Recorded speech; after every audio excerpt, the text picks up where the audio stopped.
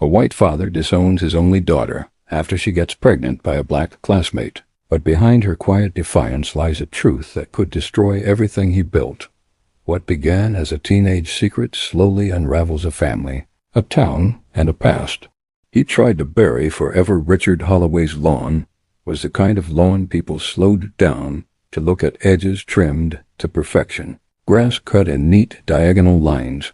A flagpole stood proudly in the center of the yard, American flag flapping just above a bronze plaque that read, God, Family, Country. Inside that two-story brick home on Willow Lane lived the Holloway family, picture perfect. If you asked anyone in town, Richard, the man of the house, was known not just for his successful contracting firm, but for the way he spoke on Sundays at St. Paul's Baptist Church.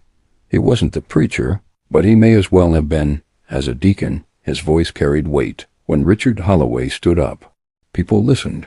When he nodded, they agreed. And when he frowned, people backed down. His daughter, Emma, was his pride, his masterpiece. 18 years old, head of the cheerleading squad, National Honor Society president, straight-A student, college applications already lined up in a color-coded folder, blonde hair, soft features, always smiling for pictures, always knowing when to be quiet. She was the girl every other parent pointed to at school meetings and whispered, "Why can't you be more like her?" Emma's mother, Lorraine, stayed busy with the church's women's ministry and made sure their home always smelled like fresh cinnamon rolls on Sunday morning. The house looked good. The family looked good. Everything looked good. But that was the thing, it all looked too good. In towns like Eastbrook, looks mattered. The homes, the cars, the children, they were reflections of what you stood for. And Richard stood for order, for pride, for tradition. He believed in hard work, respect, and keeping your head held high. But more than that, Richard believed in control, and nothing, absolutely nothing, was ever supposed to happen outside of that control. So, when Emma started dating Tommy Parker, the high school quarterback and son of the county sheriff, Richard was pleased. It fit. The match looked good in church pews and football bleachers. They took pictures at homecoming, held hands at Friday night games. People smiled when they walked by, but what no one noticed, or maybe chose not to, was how often Emma's smile felt tired, how her laughter sometimes didn't quite reach her eyes, or how many times she seemed lost in thought, staring out the window during Sunday dinner, like she was trying to remember something she wasn't supposed to forget. Emma wasn't unhappy, but she wasn't whole either. She felt like she was performing a role, reciting a script someone else had written. Every good grade, every photo op, every compliment, it all stacked like bricks around her, building a life that looked beautiful on the outside and suffocating on the inside. That's when she met Jordan. It started in AP Biology. Jordan Miller was the kind of student teachers loved and classmates ignored. He didn't talk much, kept his head down, read ahead in the textbook, and corrected the teacher once quietly, respectfully, when she misstated something about DNA replication. He was smart, really smart, but not the kind of smart that brags, the kind that listens before he speaks. And maybe that's what caught Emma's attention. He wasn't loud. He wasn't charming. He didn't try to impress her. He just was. Emma offered to help him study for the upcoming exam, though, truthfully, she knew he didn't need the help. They stayed after school in the library, started meeting twice a week, then 3. What began as tutoring turned into conversations about music, books, family, fears. Jordan spoke softly, but there was weight in his words. He told her about his mother, a nurse who worked nights, how he wanted to be a scientist, how sometimes being one of the only black kids in a P classes made him feel like he had to prove he belonged there. Every single day Emma listened, and for the first time in a long time, someone listened to her too. She told him about the pressure, the expectations, how exhausting it was to be the perfect daughter, how no one ever asked her what she wanted, how even love, if she ever got to choose it, felt like something that needed to be proved. Their friendship deepened. They didn't talk about race, not at first, but it was always there, in the way people looked at them when they laughed too. loudly in the library, in the way Jordan's name was never mentioned during honor roll announcements. Even when he made the list, still, Emma felt peace with him. Not performance, not pretending at school. Everyone still believed she was with Tommy. He even thought so. Emma hadn't officially broken up with him, but in her heart, she knew she'd already left. She was with Jordan now, and nobody knew, not her best friend, not her mother, and definitely not Richard. Because if Richard Holloway, the man who stood in front of the congregation every Sunday and talked about God's order, ever found out that his perfect daughter had fallen in love with the quiet black boy from a P biology, there would be no sermon big enough to save what came next. At first, it was just small things. Jordan would walk a few steps behind Emma in the hallway, close enough to feel near, far enough to keep questions at bay. In the library, they sat across from one another, knees sometimes brushing beneath the table. At the coffee shop just off campus, she'd order for both of them and wait in the car while he sat low in the passenger seat. It wasn't shame. It wasn't fear. It was reality. They knew the world they were in. They knew who Richard Holloway was. They knew how fast a whisper could turn into a wildfire, so they kept it small, private, quiet. But in the spaces between books, beneath fluorescent lights and inside half-read poetry, something began to grow, something stronger than the rules they'd been taught. Jordan showed Emma a side of herself she didn't know existed. He gave her permission to ask why she always nodded in church. Even when she disagreed she cheered. For a team she didn't care about she told everyone she was happy, even when she wasn't. In turn, Emma gave Jordan space to be vulnerable, to talk about his father, who left when he was 6, to admit how heavy it was to carry his mother's hopes and his own dreams at the same time, to say out loud that sometimes he felt like he didn't belong anywhere, was never supposed to be romantic. But love doesn't ask for permission. One night, sitting in Jordan's backyard under a sky smeared with stars, Emma reached out and took his hand. He didn't pull away, neither did she. They kissed that night, and when Emma went home, she knew something in her had shifted. She couldn't look Tommy in the eye anymore, couldn't laugh at his jokes or pretend to be who she'd been, so she ended it. Quietly, gently, no big announcement, no tears, just a text. I think we're going in different directions. Tommy didn't ask questions. He didn't have to, in his mind. It was a phase. Emma would come back. She always did what was expected.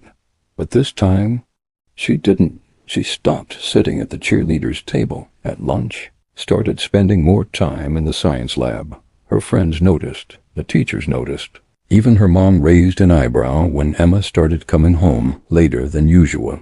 But no one asked the right question until 3 weeks later, when Emma stood alone in her bathroom, staring at a white stick with 2 pink lines on it. Pregnant, the word echoed in her head like it had been shouted through a canyon. She blinked at the test, hoping, begging it was wrong, but the second line didn't fade. It only got darker. Emma sat on the floor for over an hour. No tears, just numbness. Her future college, graduation, the life she'd been rehearsing blurred like fogged glass. She didn't call Jordan, not yet. She didn't know how. Instead, she told her best friend, Maddie. They'd been close since middle school, matching bracelets, sleepovers, whispered secrets behind textbooks. Emma thought if anyone would hold her without judgment, it would be Maddie. But the moment she said the words, "I'm pregnant," she saw something shift behind her friend's eyes. Panic. Maddie asked who the father was. Emma hesitated, then told the truth. Jordan. There was a silence between them so loud it hurt. Maddie blinked. Her mouth opened, then closed. "Are you serious?" she whispered. "Emma, I mean, what are you doing?" Emma felt her stomach tighten. This wasn't safety. This wasn't comfort. This was fear disguised as concern. Maddie didn't scream. She didn't call Emma names. She just said.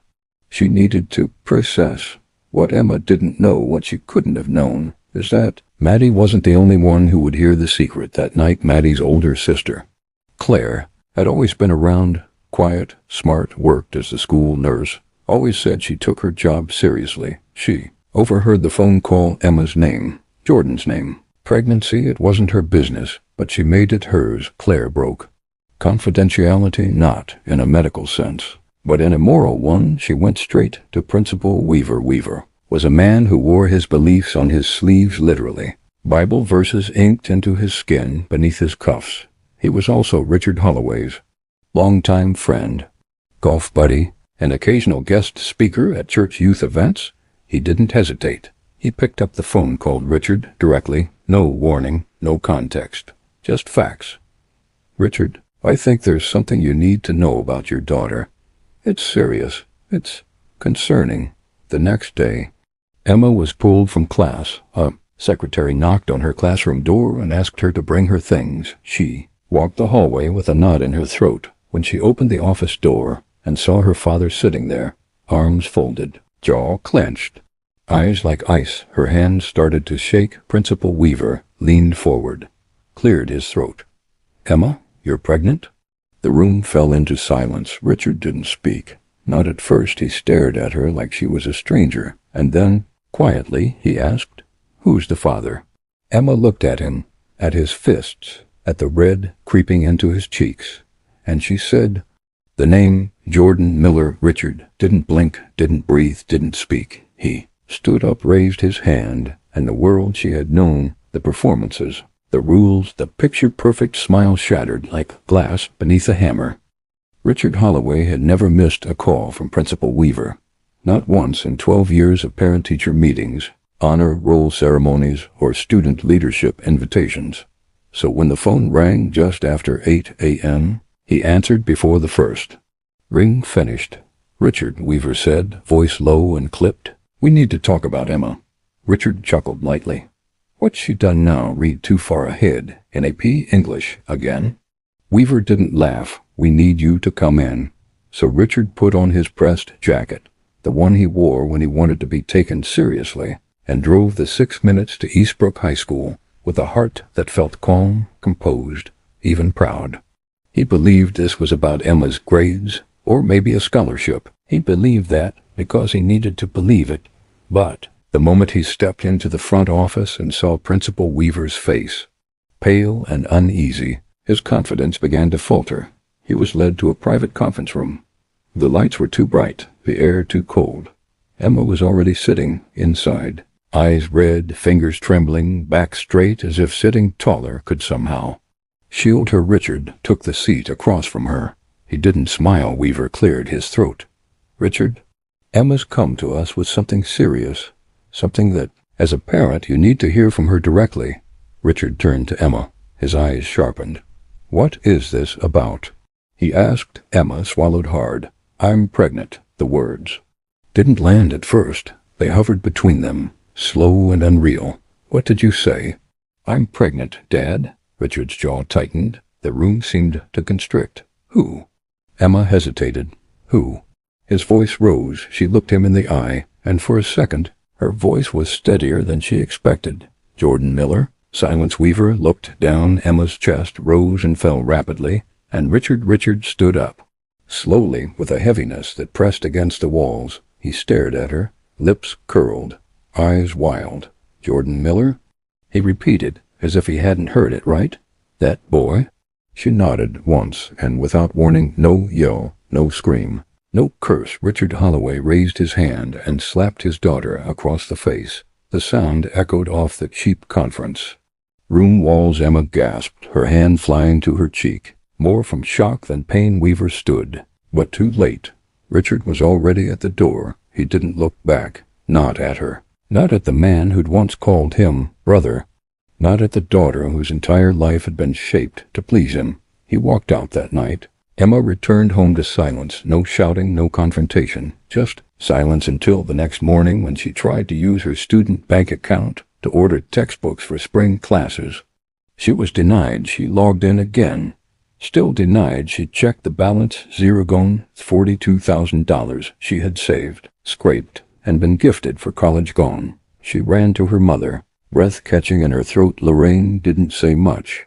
Her face was pale, her eyes swollen. She only managed 4 words. "Your father did it." By afternoon, another letter arrived, hand-delivered legal. It informed Emma that effective immediately.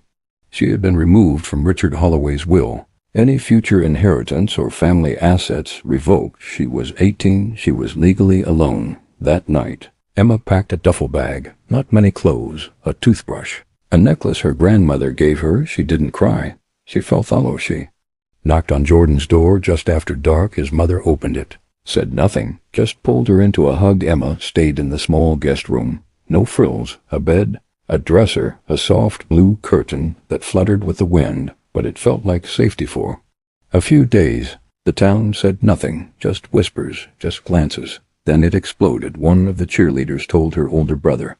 He told his friends.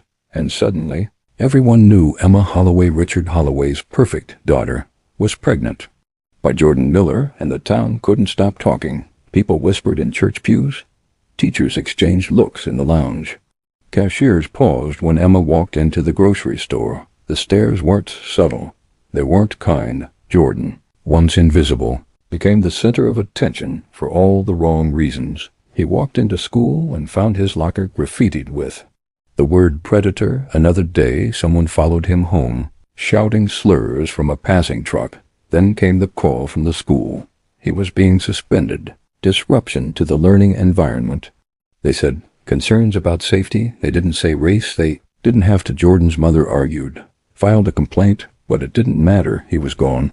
Emma watched it all happen. Powerless, she felt the weight of judgment, not just on her shoulders, but on Jordan's. She had grown up in this town, in its favor, in its graces. She had known its warmth, but no saw its face when it was angry and afraid and defensive. They didn't just want to punish her for the pregnancy. They wanted to punish him for touching her, for crossing a line that had been drawn.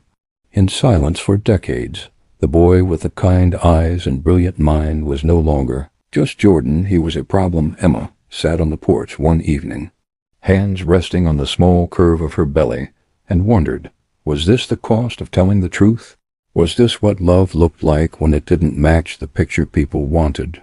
And somewhere across town, Richard Holloway sat alone in a home that once smelled like cinnamon rolls, staring out a window, watching the perfect world he built come undone.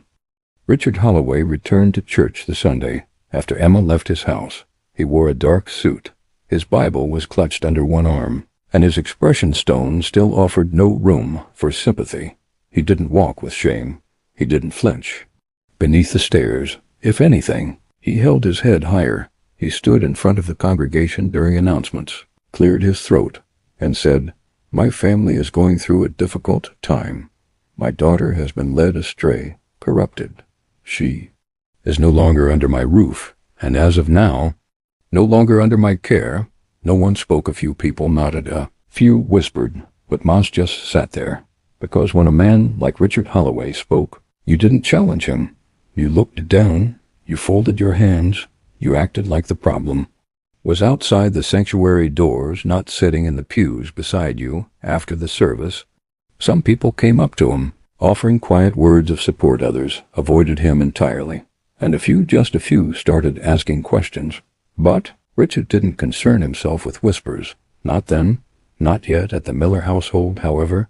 Whispers were the least of the family's worries. Within days of Jordan's suspension, the threats started. First, it was just ugly messages on social media, anonymous profiles calling him names, calling his mother worse. Then phone calls, late at night, silence on the line, or heavy breathing. Once, someone hissed the word boy before hanging up. Then came the damage, a rock through the front window, spray paint on the garage. Stay away from our girls. Jordan's mom filed police reports, but no arrests were made. Just shrugs and vague promises to keep an eye out. The school offered no apology, no explanation, just a cold letter stating the suspension would stand due to disruption. Emma tried to stay strong, but the weight of everything, the silence from her father, the loss of her education, the attacks on Jordan's family pressed harder each day. When she showed up at the high school to speak to the counselor, she was met with tight smiles and avoidance. A meeting was called, she was told politely, formally, and with rehearsed sympathy that it would be best if she completed her education through an alternative learning platform. They didn't expel her, but they made it clear she was no longer welcome. Emma left with her books in a brown cardboard box. Her name had already been removed from the cheerleading roster. She was 18, pregnant, disowned, and now no longer a student. But she wasn't alone. Someone else had been paying attention. Lana Reyes, a journalist for the Eastbrook Independent, had started hearing pieces of the story. A cheerleader, a quiet black boy, a pregnancy, a father's rage at first. She assumed it was just another small-town scandal, another example of how fast people turn on each other when tradition feels threatened. But the deeper she looked, the stranger it became. Richard Holloway, the man she'd seen speak at city council meetings, the man whose family portrait once graced the town's tourism brochure, seemed too eager to bury his own daughter's future, too angry, too aggressive. Something didn't sit right. Lana began making calls, quiet ones. She spoke to retired teachers, former neighbors, even an old secretary from Holloway Construction. And then she found it, an article. It dated 2005, small town, different county. A brief mention of a construction worker named Richard Holloway involved in a domestic dispute. The report was thin, but the name beside his? Denise Carter, a black woman. The records were hard to get, redacted, scattered, partially sealed. But piece by piece, she uncovered the truth. Richard Holloway had a relationship with Denise when he was in his late 20s. She became pregnant, had a son. The child was listed in the hospital records, but after age 10, no school enrollment, no medical visits, no photos, nothing. It was like the boy had vanished. Lana tracked down Denise in another state. She wouldn't go on record, but she confirmed enough. Yes, Richard's the father. He paid me to leave town, said it was for my protection. But really, it was about him, about what people would think. Her voice trembled. He didn't want a black son ruining his name. Lana went back to her editor. Story hit the stands 3 days later. Headline: Deacon Holloway's hidden past, the son he erased. It sent a shock through Eastbrook like lightning, cracking dry earth. The church scrambled. The school board called an emergency meeting. And Principal Weaver, who had defended Richard's every decision, was asked to resign his connection to Richard, and the role he played in Emma's withdrawal and Jordan's suspension could no longer be ignored. Outside Holloway Construction, a quiet protest began. First, it was just 2 people, then 6, then 20 signs read, "Our kids deserve better. Truth over tradition. Where is Jordan's justice?" No names, no shouting, just presence, just refusal to pretend. Richard didn't respond. He didn't give interviews, didn't attend church the following Sunday.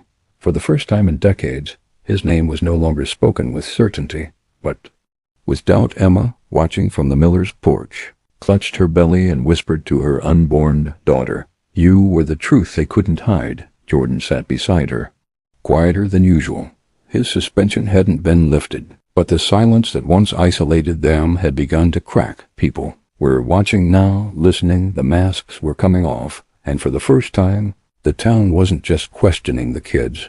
They were questioning the man who built the lie.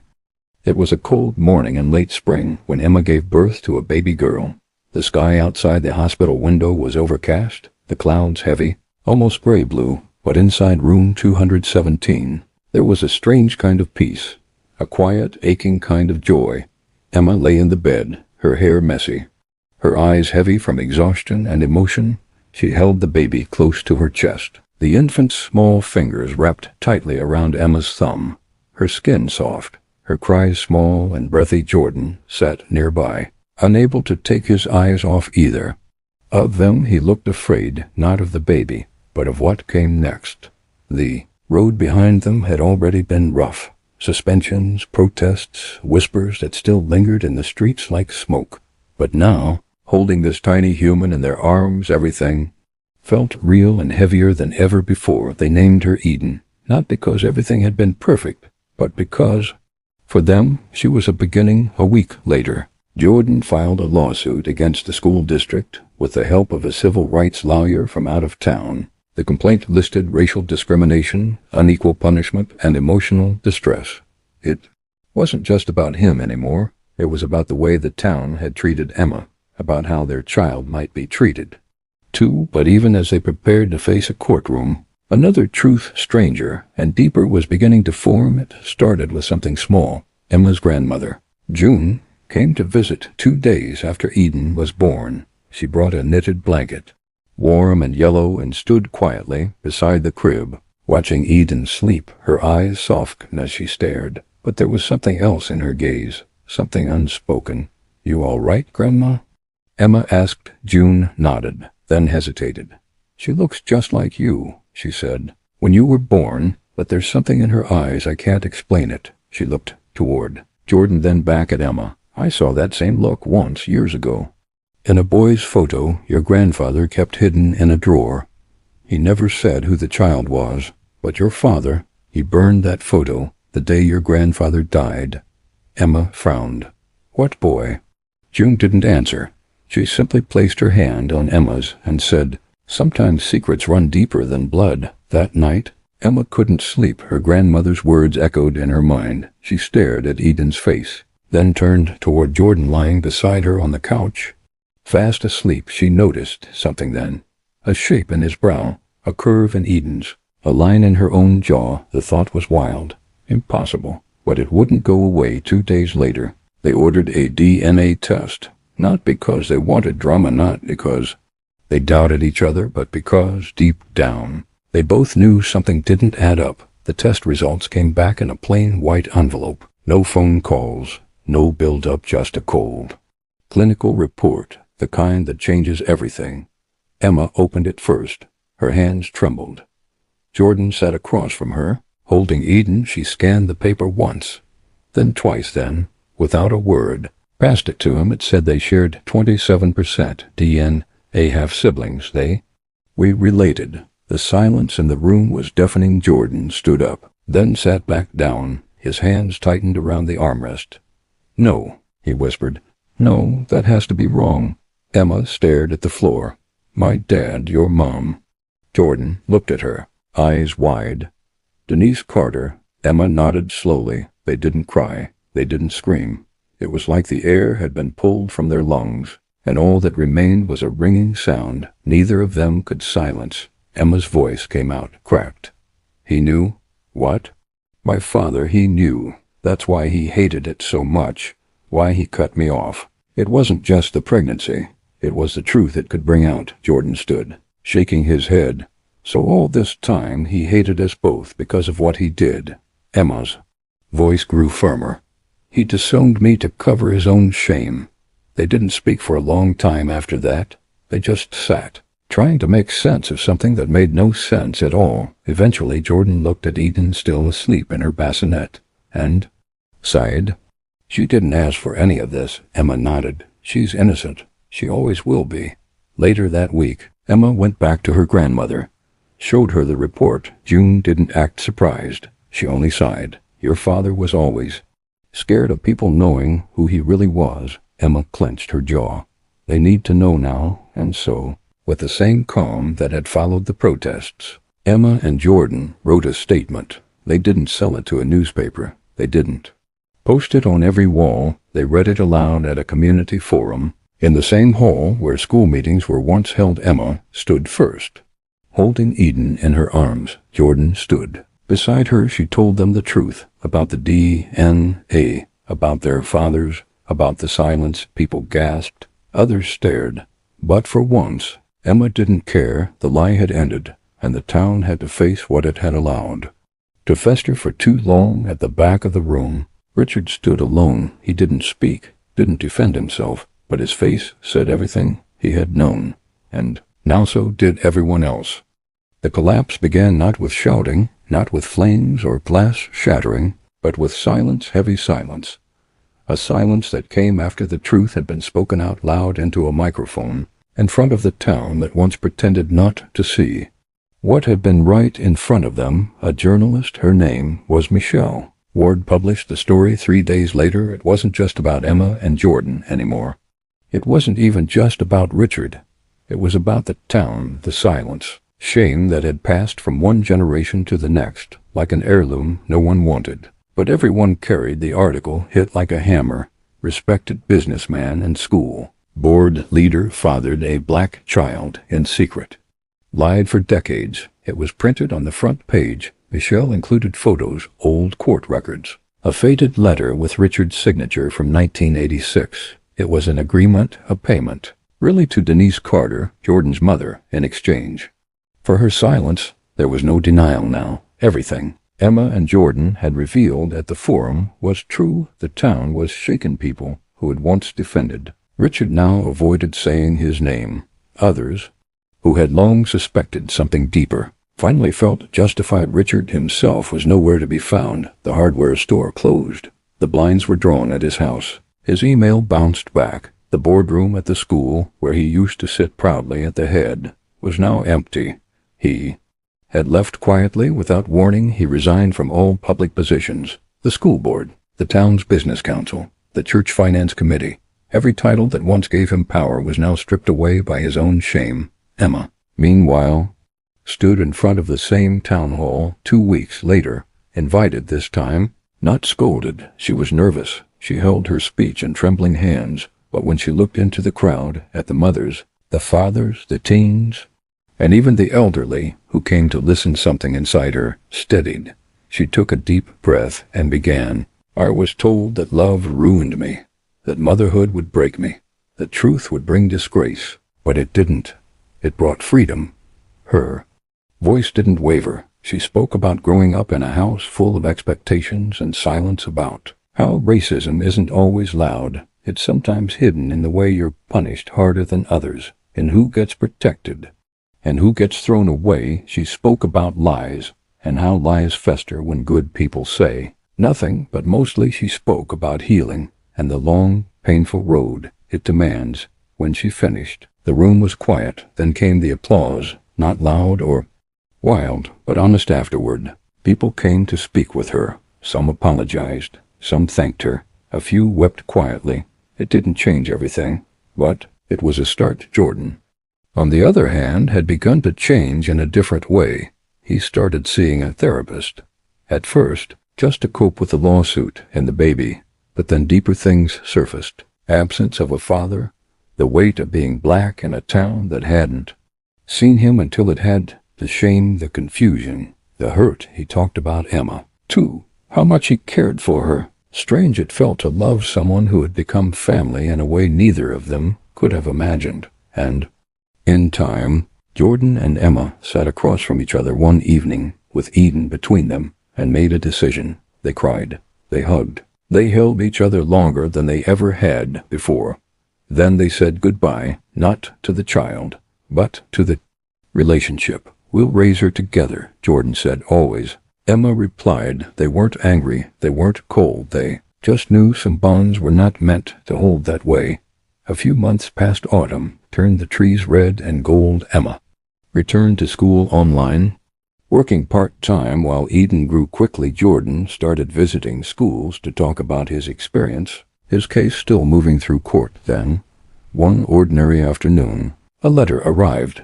There was no return address, just her name, Emma Walker. She opened it slowly. Inside was a handwritten note in black ink, carefully penned, as if every word had been written more than once in the mind before reaching the paper. It was from Richard. The letter began without apology, just truth. Emma, if you're reading this, then I finally found the courage to say what I couldn't say before. You always were my daughter, even when I couldn't face it, even when I tried to hide it under anger and rules and silence. I bet on many things wrong in my life, but this, hiding Jordan, that was the greatest wrong of all. I knew he was my son the moment I saw him in that hallway. His mother never let me forget what I'd done. She raised him with strength I never had. And when I saw you two together laughing, unashamed, I felt something I hadn't felt in years. I felt exposed, and I panicked. That's no excuse, but it's the truth. Tried to bury my shame under the ground, but you uncovered it, not with hatred, not with vengeance, but with truth. That's what makes you stronger than I ever was. Tell Eden one day that her grandfather was weak, but that her mother was brave. I'm sorry. Richard. Emma held the letter for a long time. She didn't cry. She didn't burn it. She folded it neatly and placed it in a small box beside Eden's crib, not to forget. But To remember, because sometimes the past doesn't disappear. Sometimes it becomes a lesson. One generation passes down the shame, another chooses to break it. Emma chose to break it, and that made all the difference. If this story touched something deep inside you, if it reminded you of how far truth must sometimes travel to be heard, then take a moment, hit that like button. Let this story reach someone else who might be holding pain, silence, or questions they've been too afraid to face. Share it with a friend, a parent, a sibling, someone who might need to know that even in the darkest corners, truth still finds its way to the light. And now, I want to hear from you. Do you believe Richard deserved forgiveness? Could a lifetime of silence be undone by one letter of truth? If you were Emma, would you have read that letter? Would you have opened your heart or closed the door for good? Comment below. Don't hold back. Your thoughts matter. Your voice matters. Stories like this one remind us that families are messy, love is complicated, and silence can last generations, but healing begins the moment someone decides to speak. Let's keep the conversation going, because someone, somewhere, is living a story just like this one, and they need to know they're not alone.